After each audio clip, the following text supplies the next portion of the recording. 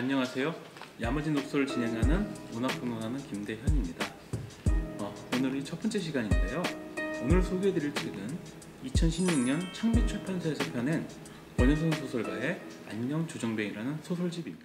안녕조정뱅이는 총 7편의 단편 소설로 이루어진 소설집인데요. 저는 이 작품집을 읽는 내내 계속 공감을 하면서 읽었습니다. 제목을 보시면 다들 아시겠지만 이 7편의 소설에는 얼큰한 술 읽는 냄새가 담겨 있는데요.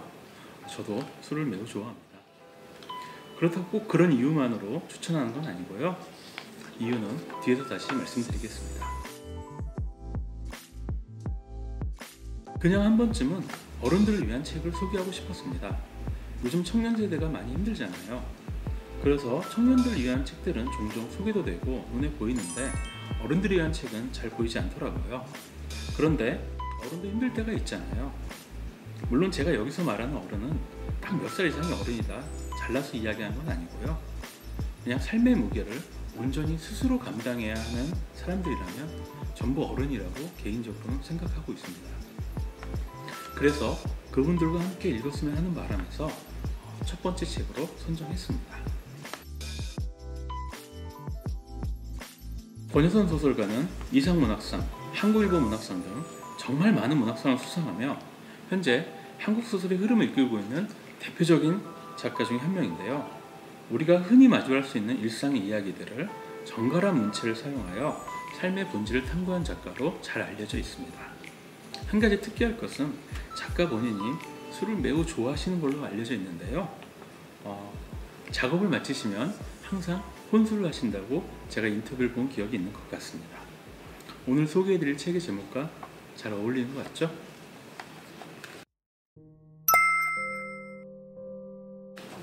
오늘은 이 소설집에서 첫 번째 실린 단편 봄밤의 내용을 소개해드릴 텐데요. 저는 이 소설집에서 봄밤이라는 작품이 가장 먼저 눈에 들어왔습니다. 김수영 시인의 동명의 시 봄밤과 제목이 같은데요. 소설 역시 이 시에서 모티브를 얻은 것으로 보입니다. 소설의 내용을 간단히 소개하자면 주인공은 영경이라는 여성입니다. 영경은 교사로 근무하다 남편과 이혼을 하고 이후 시댁의 자녀의 양육권까지 뺏깁니다. 시리에 빠진 영경은 곧 알코올에 의존하게 되는데요. 그러다 수환이라는 남자를 만나게 됩니다. 수환은 사업을 하다 부도가 나서 위장이혼을 했는데 이를 빌미로 아내가 모든 것을 들고 사라져 힘든 삶을 살아가고 있었죠. 그러다 친구의 결혼식장에서 우연히 만난 둘은 하룻밤을 보내게 되고 그 이후로 함께 살아가게 됩니다. 함께 살아가는 동안 단 하루도 빠지지 않고 같이 있을 만큼 행복한 나날을 보내게 되는데요. 하지만 둘의 행복은 오래가지 못했습니다. 영경에겐 이미 알코올 중독이 심각하게 진행되고 있었고 수아는 지병이던 류마티스 관절염이 온몸에 퍼져 의사로부터 가망이 없다는 소리까지 들었죠. 그렇게 중병에 걸린 둘은 결국 요양원으로 들어가게 됩니다. 그래서 이런 내용의 이야기인데요. 권여선 작가가 진짜 술을 좋아하는 분이라는 걸 알 수 있는 게 32페이지에 나오는 묘사입니다. 알코올 중독으로 요양원에 입원해 있던 영경이 의사의 허락을 얻어서 외출증을 끊고 오랜만에 술을 마시는 묘사인데요. 알코올 중독자가 그 좋아하는 술을 오랫동안 마시지 못했으니까 정말 술을 마시고 싶었겠죠. 그 부분의 묘사입니다. 제가 한번 읽어보겠습니다. 막차를 타고 읍내에 내린 영경은 편의점에 들어가 맥주 2캔과 소주 1병을 샀다. 편의점 스탠드에 서서 맥주 1캔을 따서 한 모금 마신 후 캔의 좁은 입구에 소주를 따랐다. 또 한 모금 마시고 소주를 따랐다. 잔이 아니라 맥주 캔에 직접 소주를 붓는 일종의 소맥이죠. 하지만 이 소맥이 일반적인 다른 소맥과 다른 것은 보통 소맥은 맥주가 많고 소주가 적은데 이거는 마시면 마실수록 점점 소주의 양이 맥주의 양을 능가하게 됩니다. 그리고 한 번 마실 때마다 또 술을 채우기 때문에 결코 술이 마르지가 않죠. 아마 서구신화에 나오는 아무리 먹어도 음식이 줄어들지 않는 풍류불 같은 거라고 생각하시면 될 것 같습니다.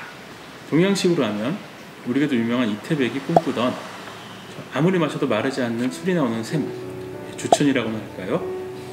술꾼들이 상상하는 가장 행복한 상상이기도 합니다. 하지만 이건 좀 낭만적인 이야기고요. 현실에서 이렇게 마시면 이건 명백히 알코올 중독입니다. 그러고 보면 중독이란 참 흥미로운 개념입니다. 무언가를 욕망하는 것이 자신을 해하게 됨을 알면서도 그것을 욕망하는 것을 금지할 수 없을 때 우리는 그 현상을 중독이라 부릅니다. 어떤 대상에 대한 갈망과 그 대상에 대한 환멸이라는 모순적인 감정이 하나의 단어 안에서 사이좋게 자리하고 있기 때문입니다. 다시 말해 그것을 하지 않아야겠다고 다짐하면서도 결국은 어쩔 수 없이 다시 손을 대는 것이죠. 그런데 왜 사람은 그 욕망이 무익하다는 걸 알면서도 무언가에 중독되는 걸까요? 어쨌든 권효선의 봄밤은 이렇게 어떤 행위를 환멸하면서도 다시 그 행위를 무한히 반복하는 중독자들의 이야기입니다. 물론 여기에 중독은 알코올에 대한 중독만이 있는 게 아닙니다. 영경과 수아는 모두 이전의 사랑의 실패에 사랑에 대해 환멸을 가진 사람들입니다. 하지만 그들은 운명처럼 만나게 되고 다시 사랑을 합니다. 그리고 모든 사랑의 결말이 그렇듯 언젠가는 또 헤어지게 되지요. 그들도 모르지는 않았을 겁니다. 하지만 그들은 그럼에도 다시 사랑을 하고 사랑에 중독되게 됩니다. 자신의 삶이 곧 마무리될 것을 알면서도 영경과 인사를 나누는 것을 포기하고 술을 마시도록 보내주는 수완. 알코올성 치매에도 불구하고 오로지 수완을 잊지 않기 위해 간신히 기억을 붙들고 있다. 수완이 세상을 떠나자 기억도 함께 놓아버린 영경이 그렇죠. 이런 측면에서 그들은 모두 사랑의 중독자들입니다. 결국 사람은 어떤 것에 대해 중독되지 않으면 살 수가 없다는 이야기입니다.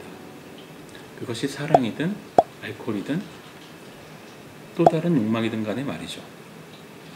이치를 따져가며 살아가기에는 삶은 너무나 따분한 것이니까요.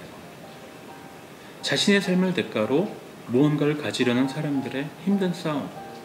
제가 읽는 봄밤이 들려주는 이야기는 이렇습니다.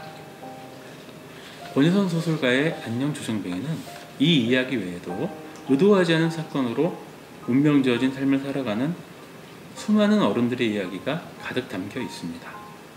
자세한 이야기가 궁금하신 분은 지금 서점이나 도서관으로 가서 소설집을 펼쳐보시는 것이 어떨까요?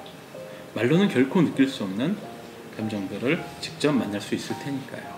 지금까지 야무진 독서였습니다. 감사합니다.